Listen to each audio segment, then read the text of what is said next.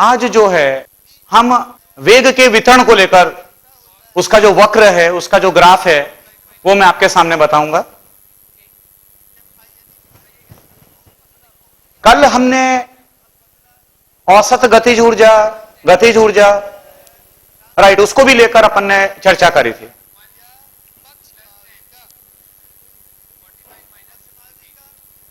Now we are taking up. सबसे पहले तो मैं आपको ये बता दूं कि मैक्सवेल और बोल्ट्जमैन, ये दो साइंटिस्ट थे जिन्होंने के जो वक्र दिया है, जो इसका जो वेगों का वितरण होता है, आप जरा अपनी कॉपी चेक करिएगा, उसमें छठवां जो बिंदु है अणुगतिक का सिद्धांत, जो अणुगतिक के सिद्धांत आपने लिखे हैं बच्चों, राइट, उसमें प्लीज आप चेक करिएगा, जो छठवां बिंदु है उसमें आपने ये लिखा है कि किसी विशिष्ट अणु की, थोड़ा बहुत परिवर्तन हो सकता है मेरी भाषा के अंदर, राइट, उससे कोई मतलब नहीं है, जो विशिष्ट अणु है उस विशिष्ट अणु के वेग में परिवर्तन हर समय होता रहता है।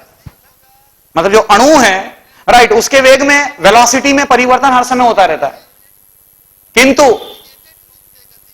जो फ्रैक्शन ऑफ मॉलिक्यूल्स हैं, जो अणुओं का अंश है, बराबर है, उसका जो वितरण है, जो वेग है, मतलब कुछ ऐसे फ्रैक्शन ऑफ मॉलिक्यूल्स होते हैं जिनका जो वेग है वो समान बना रहता है।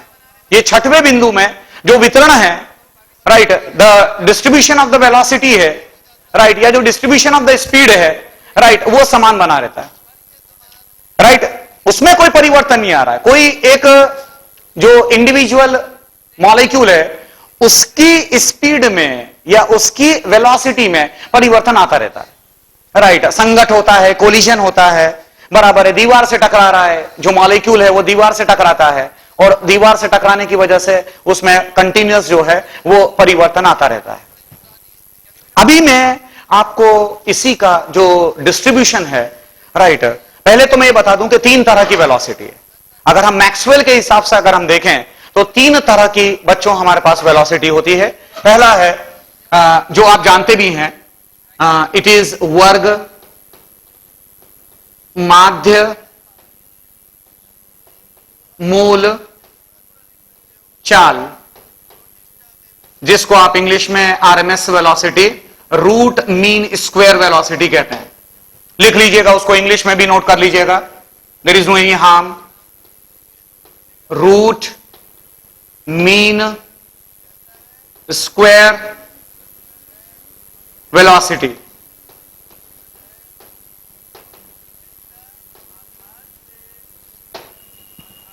जिसको हम सीआरएमएस से रिप्रेजेंट करेंगे। द सेकेंड वन इज, जो दूसरा है, दूसरी जो चाल है बच्चों, उसको औसत चाल बोला जाता है, जिसको कि आप रिप्रेजेंट करेंगे CAV से। रिप्रेजेंटेशन अलग अलग हो सकता है, सी की जगह पर आप यू भी ले सकते हैं, that is not the problem, please, right. And the third one जो है वो प्रायिकता चाल है, प्रायिकता चाल, राइट, जिसको आप कहते हैं CMP, राइट। ये है हमारी एवरेज वेलोसिटी और the average speed,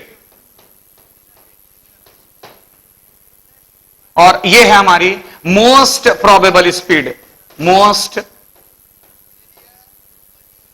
probable speed. ये तीनों जो है इसको, अब इसका जो ग्राफ है, जो अणुओं का अंश है, देखिएगा बच्चों, ये ग्राफ मैं आपके सामने बना रहा हूं।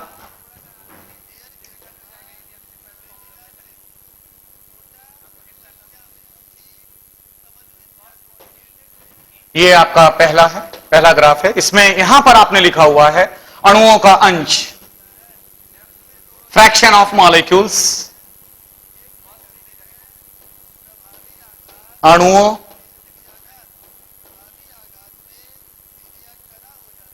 का अंश। चेक करिएगा, फ्रैक्शन ऑफ मॉलिक्यूल्स जिसको आप बोलते हैं, और यहां पर आपका वेग है।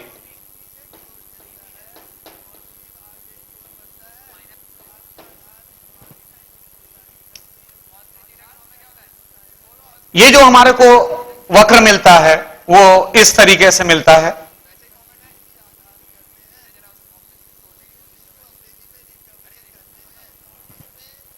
यहां पर मैं अणुओं की संख्या नहीं बोल रहा हूं, बच्चों ध्यान में रखिएगा, यहां पर ये अणुओं की संख्या नहीं है, right. These are the fraction of molecules, मतलब जो हमारे पास टोटल नंबर ऑफ मॉलिक्यूल्स हैं। ये जो क्षेत्रफल है, ये ध्यान में रखना, ये जो वक्र है और इस वक्र का जो क्षेत्रफल है, वो क्षेत्रफल हमारे को अणुओं की संख्या को बताता है, अणुओं की संख्या को बताता है,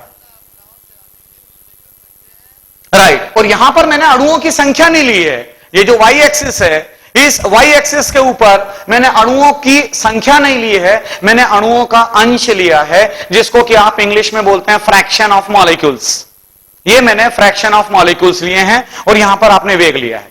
तो ये जो मैं बना रहा हूं आपके सामने, यह वो वेग है,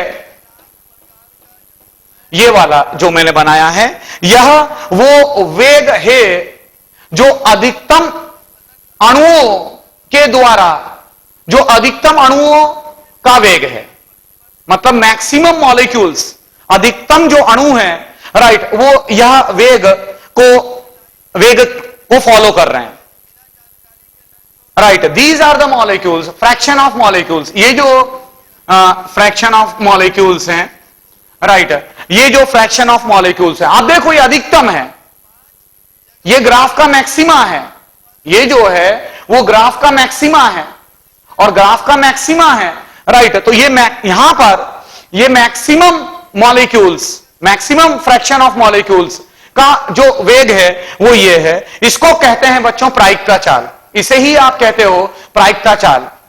अधिकतम अणुओं के वेग को प्रायिकता चाल कहते हैं।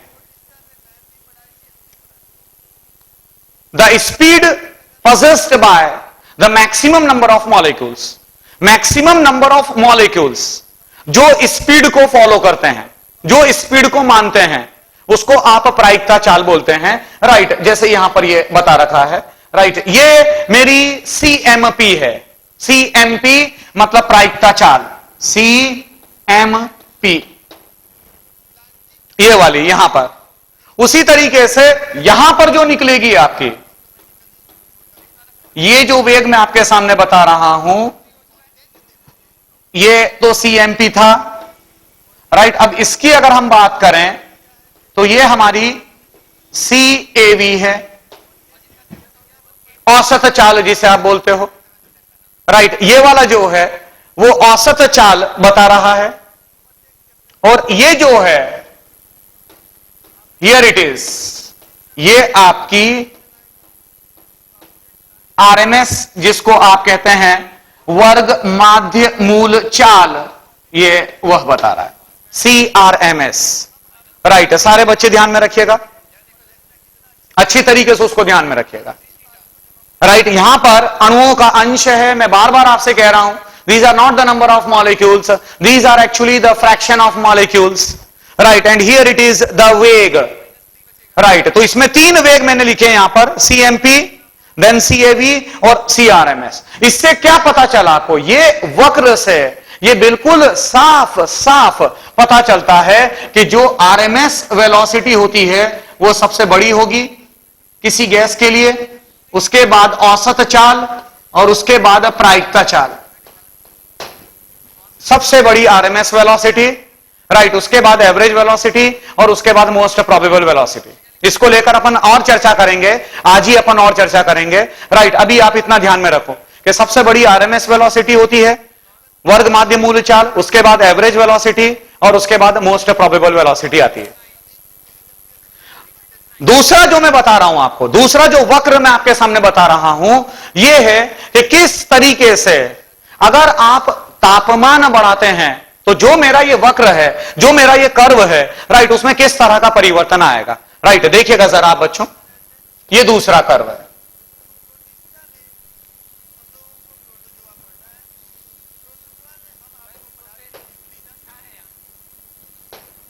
अगेन यहां पर ध्यान रखिएगा, हियर इट इज द अणुओं का अंश।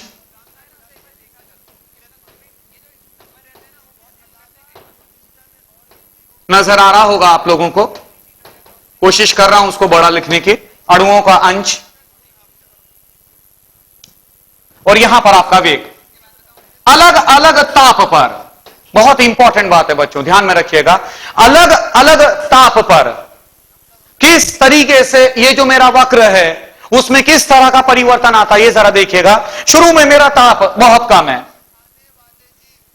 राइट, तो जो मेरा वक्र है वो इस तरीके से रहेगा, मतलब काफी सकना रहेगा, काफी नैरो रहेगा। राइट, ये जो है मैं आपको पहले भी बता चुका हूं, फिर से मैं रिपीट कर रहा हूं कि जो क्षेत्रफल है, जो ग्राफ है, उस ग्राफ का, ये जो ग्राफ है, इस ग्राफ का जो क्षेत्रफल है, जो एरिया है, वो हमारे को नंबर ऑफ मॉलिक्यूल्स को दर्शाता है। तो अभी जो वेग का वितरण है, ये डिस्ट्रीब्यूशन कर्व्स हैं बच्चों, सारे बच्चे ध्यान में रखिएगा, ये वितरण वक्र है, ये वितरण कर्व है, ये डिस्ट्रीब्यूशन कर्व्स हैं। तो अभी आपने क्या देखा कि जब तापमान काफी कम है, let it be 10 degree centigrade, यहां पर तापमान 10 डिग्री सेंटीग्रेड है, राइट, तो 10 डिग्री सेंटीग्रेड ताप पर, 10 डिग्री सेंटीग्रेड ताप पर जो अणु है, राइट, उन अणुओं की जो वेग है, जो चाल है, राइट, और उसका जो वितरण है, वो वितरण काफी नैरो में सीमित है। ग्राफ जो है वो काफी सकरा है, सकरा बराबर है, राइट, ये नैरो नजर आ रहा है। अब आपने तापमान को बढ़ाया, तो जिस समय आप तापमान को बढ़ाते हैं, मान लीजिए कि तापमान बढ़ाकर मैंने 1000 डिग्री सेंटीग्रेड कर दिया, तो जब मैं टेम्परेचर बढ़ाकर 1000 डिग्री सेंटीग्रेड करूंगा, तो चेक करिएगा, ये जो वक्र है वो वक्र इस तरीके का हो जाएगा। It is at 1000 degree centigrade, it becomes broaden, वो ब्रॉडन हो जाएगा, राइट, वो चौड़ा हो जाएगा।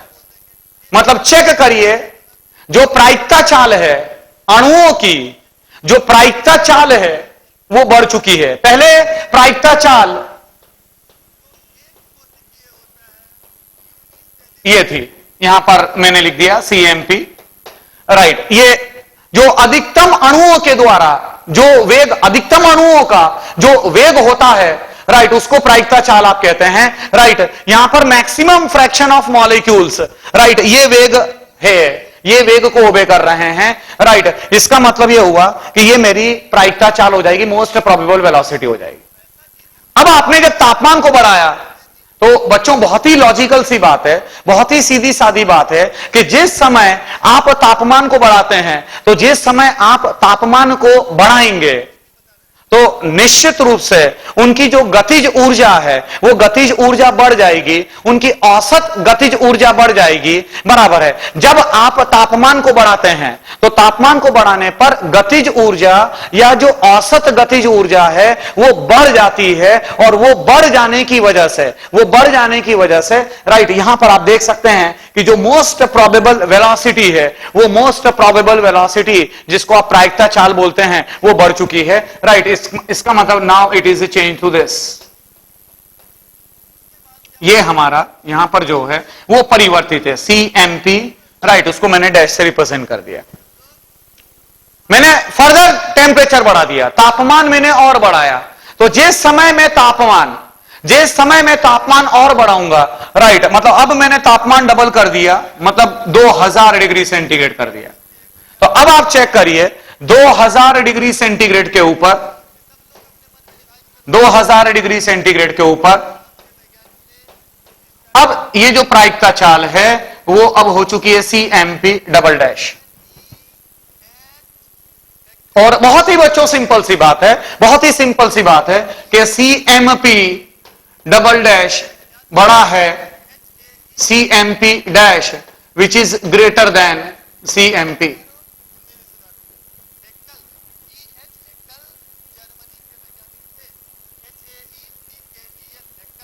राइट, यहां पर अलग अलग ताप के ऊपर किस तरीके से जो प्रायिकता चाल होती है, राइट, या जो रूट मीन स्क्वायर वेलोसिटी होती है, राइट, या फिर औसत चाल होती है, उस पर क्या इफेक्ट पड़ता है, वो आपने इससे देखा।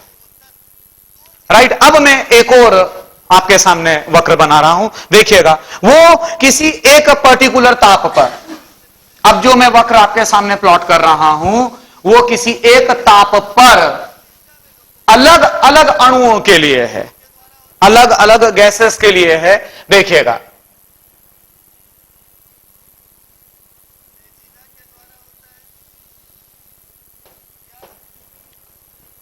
again here it is the fraction of molecules,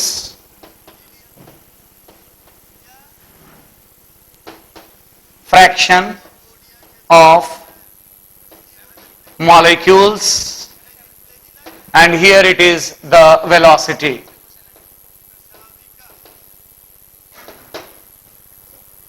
अगर मान लीजिए कि जो अणु है, अगर वो अणु भारी है, अगर अणु भारी है, राइट, तो जो डिस्ट्रीब्यूशन है, जो डिस्ट्रीब्यूशन कर्व है, वो काफी सकरा होगा। मान लीजिए कि this is for the carbon dioxide molecule, ये जो आपके सामने प्लॉट किया गया है, this is for the carbon dioxide molecule, CO2 के अणु के लिए है। आप सभी अच्छी तरीके से जानते हैं कि जो कार्बन डाइऑक्साइड का अणु होता है, उस कार्बन डाइऑक्साइड के अणु का जो अणु भार है वो 44 होता है, 44 होता है, राइट, वो इस तरीके से आपको मिलेगा। अब मान लीजिए कि आपने थोड़ा सा और हल्का लिया, हल्के में मान लीजिए कि आपने ऑक्सीजन लिया, तो ऑक्सीजन का आपको इस तरीके से मिलेगा, दिस इज फॉर O2। मतलब जैसे जैसे मॉलिक्यूल हल्का होता चला जाएगा, उसकी जो प्रायिकता चाल है वो प्रायिकता चाल बढ़ती चली जाएगी, और साथ ही साथ में जो वक्र है वो वक्र ज्यादा अधिक चौड़ा हो जाएगा। ये O2 के लिए है, राइट। अगला अगर मैं देखूं, मान लीजिए कि कार्बन मोनोऑक्साइड ये इस तरीके से आपको मिलेगा, this is for carbon monoxide, right. Oxygen का O2 का जो अणुभार होता है वो 32 होता है, वो 32 होता है ऑक्सीजन के लिए, राइट। कार्बन मोनोऑक्साइड का कार्बन 12, ऑक्सीजन 16, 28 होता है, राइट। अब और हल्का आपने लिया, मान लीजिए कि अब हीलियम को लेकर अगर हम बात करें तो ये हीलियम को लेकर मिलेगा,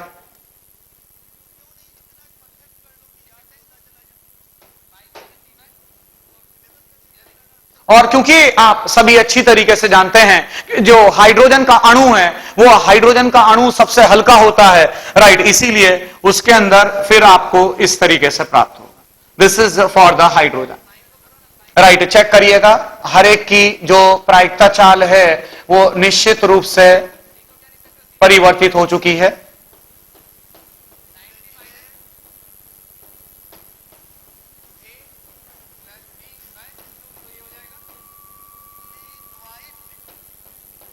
ये चेक करिएगा, 5 अलग अलग गैसेस के लिए, 5 अलग अलग गैसों के लिए ये मैंने आपके सामने प्लॉटिंग करी थी, right. This is the CMP, ये जो है CMP कार्बन डाइऑक्साइड के लिए है, this is for the carbon dioxide,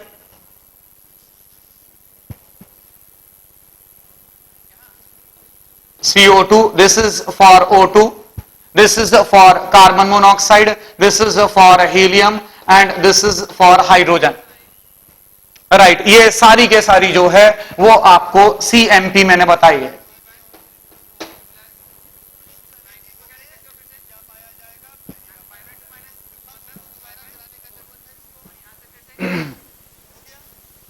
right, ये तीनों के तीनों वक्र आपको एकदम क्लियर हो गए होंगे, ये क्या दर्शा रहे हैं, राइट। दोनों एक्सिस पर क्या है, क्या क्या पैरामीटर्स है, वो आपको एकदम क्लियर हो गया होगा।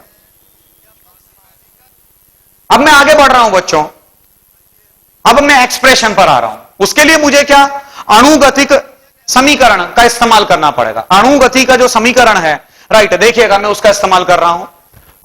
सभी बच्चे अच्छी तरीके से जानते हैं कि PV is equal to 1/3 MNC square. ये C आरएमएस वेलोसिटी रिप्रेजेंट करता है।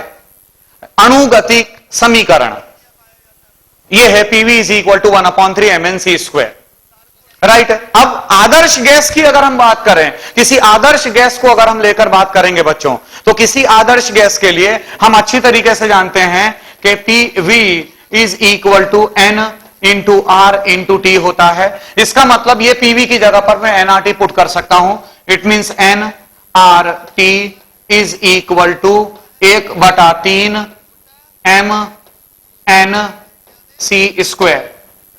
N R T is equal to 1/3 mn c square, right. और इसे ही मैं ऐसे भी लिख सकता हूं, it is thrice of N R T upon M N is equal to root mean velocity, root mean square velocity का स्क्वायर, राइट। ये हमारे को मिल जाएगा।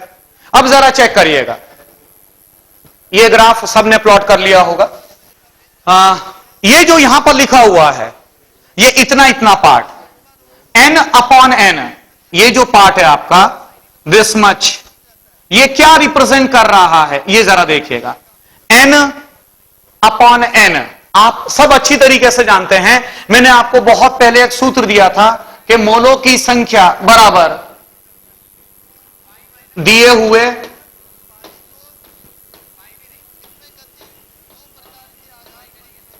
अणुओं अथवा परमाणुओं की संख्या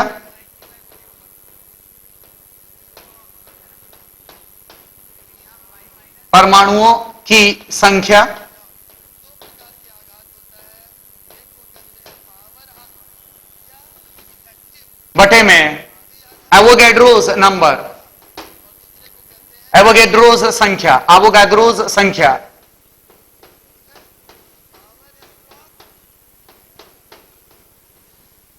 आवोगाद्रो संख्या, वो सभी आप अच्छी तरीके से जानते हैं। जो नए बच्चे हैं वो प्लीज आप ध्यान में रखिएगा इस बात को कि मोलों की संख्या बराबर होता दिए हुए अणुओं अथवा परमाणुओं की संख्या अपॉन एवोगैड्रोस संख्या। और इसे ही मैं ऐसे भी लिख सकता हूं, अच्छा ये जो अणु है, राइट, इसको मैं अगर कैपिटल एन से रिप्रेजेंट कर रहा हूं, राइट, इसका मतलब ये हो जाएगा N upon capital N is equal to 1 upon Avogadro संख्या, n अपॉन n, छोटा n बड़ा upon capital N is equal to 1 upon n है। इसका मतलब जो n अपॉन n है, राइट, इसकी जगह पर मैं 1 अपॉन n लिख सकता हूं। यहां पर जरा आ जाइएगा, इट मींस मैं बोलूंगा c square is equal to 3RT upon m into n है। यहां पर ये मैंने लिख दिया। अच्छा, आप अच्छी तरीके से जानते हैं कि छोटा m किसी एक अणु का भार है, किसी एक अणु का भार है इंटू एवोगैड्रोस की संख्या, m इंटू एवोगैड्रोस नंबर, मतलब एक अणु का भार गुणित 6.023 इंटू 10 की घात में 23, ये आपका, ये जो है ये आपका अणुभार हो जाएगा। ये इतना इतना जो है ये आपका मोलर मास हो जाएगा। एक अणु का भार गुणित एवोगैड्रोस नंबर, एक अणु का भार गुणित एवोगैड्रोस नंबर, ये हमारा मोलर मास होगा, ये हमारा अणुभार होगा। एक मोल का भार होगा जिसको आप कहते हैं अणुभार ग्राम में, राइट। इट मींस ये हो जाएगा C bar square is equal to 3RT upon capital M, और आप बोलेंगे रूट मीन स्क्वायर वेलोसिटी या CRMS आप कह सकते हैं। CRMS is equal to root of 3RT upon capital M। CRMS is equal to root of 3RT upon capital M। ये आपका एक एक्सप्रेशन सेट हो चुका है।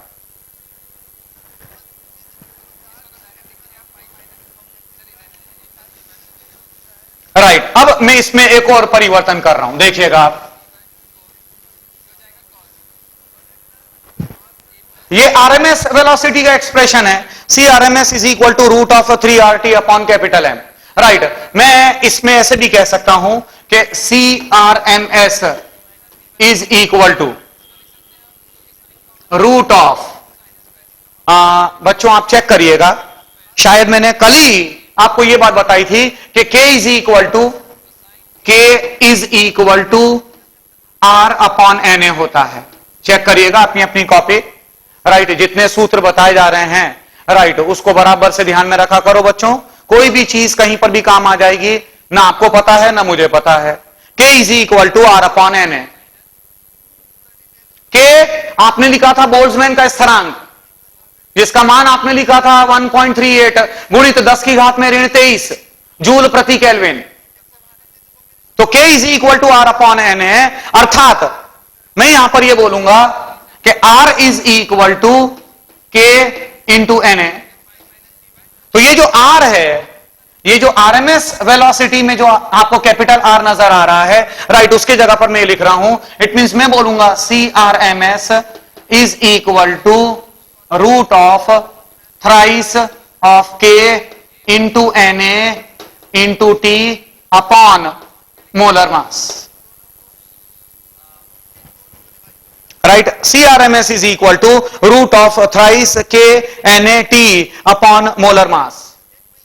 राइट अब चेक करिएगा, ये मोलर मास, ये NA को मैंने यहां से उठाया, ये देखिएगा मैं आपके सामने NA हटा रहा हूं यहां से, और NA को मैंने नीचे रख दिया, सबसे नीचे ले गया मैं, NA को यहां से हटाया और NA को यहां पर रख दिया मैंने। ऐसे भी लिख सकता हूं, कोई परेशानी नहीं है, राइट। अब molar mass upon Avogadro's number, Avogadro's की संख्या, मोलर मास एक मोल के जो अणु होते हैं उसका भार है। मतलब जैसे समझिएगा मेरी बात को, मैं क्या बोल रहा हूं कि मान लीजिए कि मेरे पास ऑक्सीजन है, मेरे पास O2 गैस है, और O2 गैस के 6.023 इंटू 10 की घात में 23 अणु हैं। तो अगर मैं आपसे पूछूं कि 6.023 इंटू 10⁻23 जो O2 गैस के अणु हैं उसका भार कितना होगा, तो आप बोलेंगे सर 32 ग्राम होगा, 32 ग्राम्स। तो अगर मैं आपसे यह पूछूं कि एक अणु का 6.023 इंटू 10⁻23 अणुओं का भार है 32 ग्राम, तो अगर एक अणु की मैं बात करूंगा तो एक अणु का वजन आप बोलेंगे सर 32 बटा एवोगैड्रोस की संख्या ग्राम, ये आप बताएंगे। 32 अणु भार है, मोलर मास अपॉन एवोगैड्रोस की संख्या, यही चीज यहां पर आ रही है। M अपॉन NA, चेक करिएगा, जो कैपिटल M है वो कैपिटल M ऑक्सीजन गैस का अणु भार है अपॉन एवोगैड्रोस की संख्या, राइट। तो M अपॉन NA, ये M अपॉन NA क्या है, M अपॉन NA, ये जो M अपॉन NA है, ये M अपॉन NA एक अणु का ऑक्सीजन गैस के एक अणु का वजन है। तो ये जो एक्सप्रेशन है ये तो जनरल है, भले ही वो ऑक्सीजन गैस हो, भले ही वो हाइड्रोजन गैस हो, कार्बन डाइऑक्साइड हो, अमोनिया हो, कार्बन मोनोऑक्साइड हो, H2S हो, कोई भी गैस होगी, बराबर है, उसके एक अणु का जो भार होगा वो एक अणु का भार कैपिटल M अपॉन NA होगा। इट मींस यहां पर जो कैपिटल M अपॉन NA है, मैं यहां पर छोटा m लिख रहा हूं, इसका मतलब ये आपका एक और सूत्र आपको मिल गया, इट इज 3kT अपॉन छोटा m, 3kT अपॉन छोटा m। चेक करिएगा जो अणुगतिक समीकरण है, उस अणुगतिक समीकरण के अंदर भी हमने जो छोटा m है वो छोटा m एक अणु का भार लिया है, बराबर है। ये जो छोटा m है, ये छोटा m एक अणु के भार को दर्शा रहा है। तो ये एक दूसरा सूत्र आपको मिल गया, RMS velocity is equal to root of thrice of KT upon छोटा m। के बोल्ट्जमैन स्थिरांक है, सारे बच्चे प्लीज उसको ध्यान में रखिएगा।